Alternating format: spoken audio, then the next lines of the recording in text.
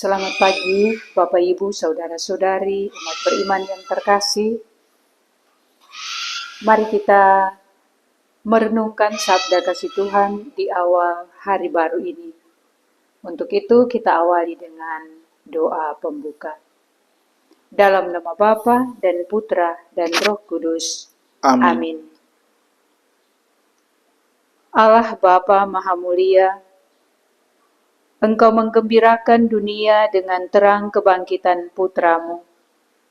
Semoga kami yang merayakan misteri Paskah di dunia ini boleh menikmati sukacita sejati yang abadi. Berkati kami dalam memulai seluruh tugas karya pelayanan di pekan yang baru ini, agar dengan berkat Roh Kudus-Mu kami boleh berjalan sesuai dengan apa yang Engkau kehendaki. Tunjukkanlah jalan yang pantas untuk kami lalui, agar kami boleh sampai kepadamu lewat kekuatan sabda yang akan kami renungkan bersama. Doa ini kami sampaikan kepadamu dengan pengantaraan Kristus yang hidup dan berkuasa bersama Bapa dalam persekutuan dengan Roh Kudus, Allah sepanjang segala masa. Amin. Marilah kita mendengarkan sabda Tuhan.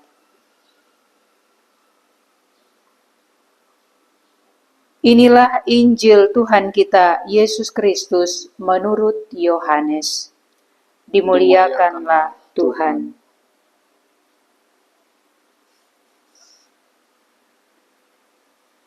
Sekali peristiwa, Yesus berkata kepada orang-orang Farisi, "Aku berkata kepadamu, sesungguhnya siapa yang masuk ke dalam kandang domba tanpa melalui pintu, tetapi dengan memanjat tembok, ia adalah seorang pencuri dan seorang perampok.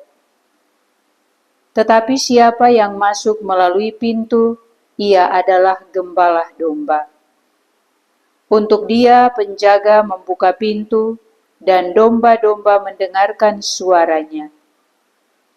Ia memanggil dombanya masing-masing menurut namanya, dan menuntunnya keluar.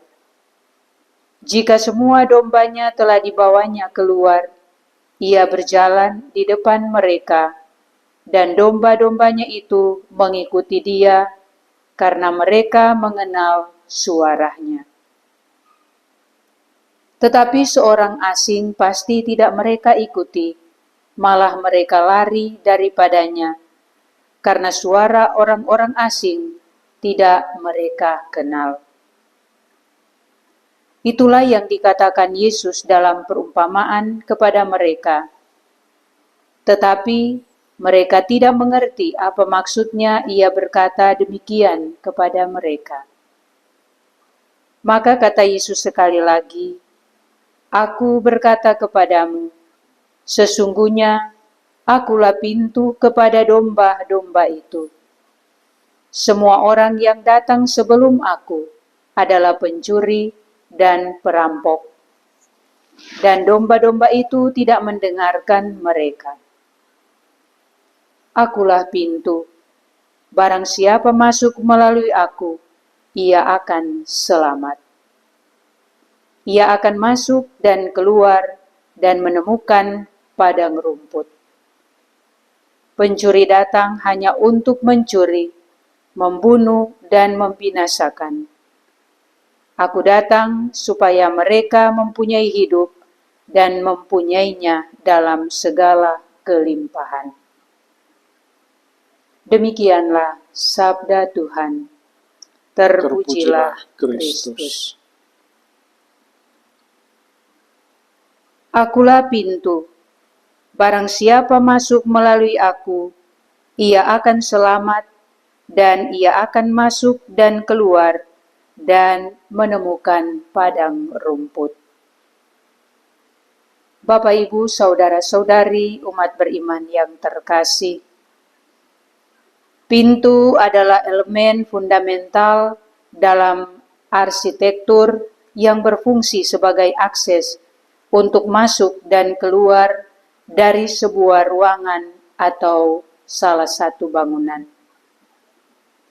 Namun lebih dari sekadar komponen fisik, pintu memiliki makna simbolis yang mendalam dalam kehidupan manusia. Secara fungsional, pintu memberikan perlindungan dan privasi.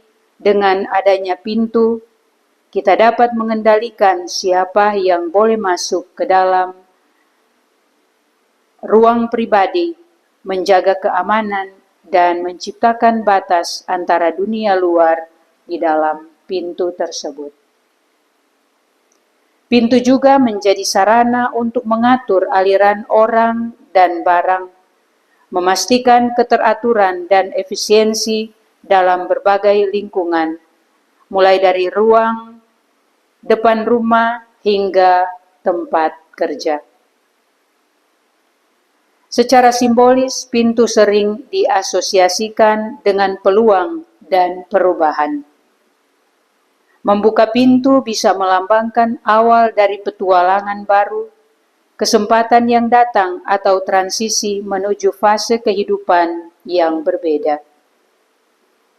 Sebaliknya, menutup pintu dapat berarti penutupan sebuah bab atau perlindungan diri dari pengaruh luar atau keinginan untuk introspeksi diri.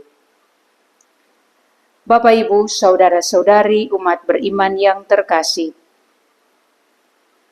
di dalam kita memulai atau menjalani, mengusahakan, memperjuangkan sesuatu, kita selalu berusaha untuk mencari jalan pintas. Segala sesuatu menjadi lebih mudah dan lebih cepat. Wajah dan hati langsung berseri-seri apabila semuanya boleh berjalan sesuai yang diinginkan.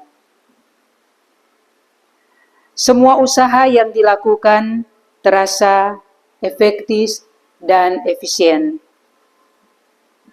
Namun, kita tetap harus waspada pada hal-hal yang ditawarkan oleh dunia, apalagi yang nampaknya sangat menggiurkan. Berniat agar bisa lebih berbuah lebat, tetapi pada akhirnya akan menyesatkan. Harapannya supaya lebih maju, tetapi malah mengalami kemunduran. Karena itu, kita harus mengenali lebih mendalam sebelum memutuskan, membuat kita mendapat hal yang positif dalam mengambil keputusan. Saudara-saudari yang terkasih dalam Yesus Kristus, dalam dunia kita sering mengambil jalan pintas, tidak hanya ditawarkan dalam dunia bisnis saja, tetapi juga dalam hal kerohanian, sering kita mengalami hal yang sama. Banyak yang mengakui diri Mesias, namun apakah itu benar? Diam memang tak selalu berarti emas, tetapi dalam hal ini sangatlah diperlukan dalam menyikapi Mesias palsu. Diam bukan berarti tidak melakukan sesuatu alias tetap di tempat, melainkan tidak reaktif terhadap apa yang ditawarkan.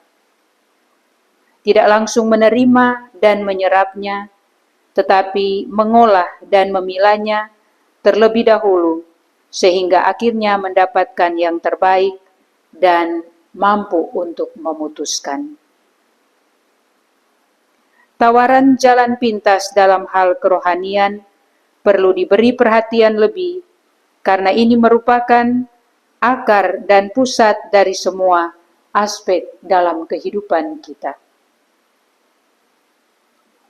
Saudara-saudari seiman dalam Kristus, selama mengenal dan menjadi murid Yesus, kita banyak menerima tawaran, baik dalam hal kerohanian ataupun duniawi yang menggiurkan. Misalkan pelayanan yang nampaknya kita buat untuk Tuhan, namun di balik semuanya itu adalah untuk mencari pujian atau keegoisan diri. Sedangkan tawaran duniawi misalnya seperti kesuksesan dan kekayaan dengan syarat bahwa kita boleh memiliki sesuatu, kita boleh mendapat kedudukan, kita boleh mendapat tempat yang layak, asalkan kita mampu untuk kembali atau pindah agama lain. Godaan pasti akan datang silih berganti, namun untuk tetap dapat berjalan dan bertahan dalam ketekunan iman kita akan Tuhan, kita senantiasa berharap dan teguh di dalam iman akan Yesus Kristus. Karena dialah jalan satu-satunya yang menghantar kita menuju kebahagiaan. Semoga kita senantiasa mampu mengikuti jalan yang telah ditunjukkan oleh Tuhan sesuai yang dikehendakinya. Semoga demikian. Amin. Marilah berdoa.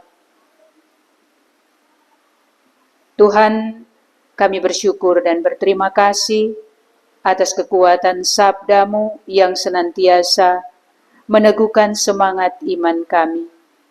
Engkau selalu membuka pintu hati-Mu untuk boleh mengajak kami bersatu dengan Dikau, menikmati berkat-Mu lewat segala anugerah, berkat, dan rahmat yang senantiasa Engkau tawarkan. Kami mohon ya Bapa, semoga jalan yang telah Kau tunjukkan memampukan kami untuk melaksanakan apa yang telah Engkau percayakan kepada kami, terlebih khusus dalam tugas pelayanan kami sepanjang hari ini. Semoga kekuatan sabda-Mu boleh membimbing dan menuntun kami di jalan yang Kau tunjukkan. Demi Kristus Tuhan dan pengantara kami. Amin. Dalam nama Bapa dan Putra dan Roh Kudus. Amin.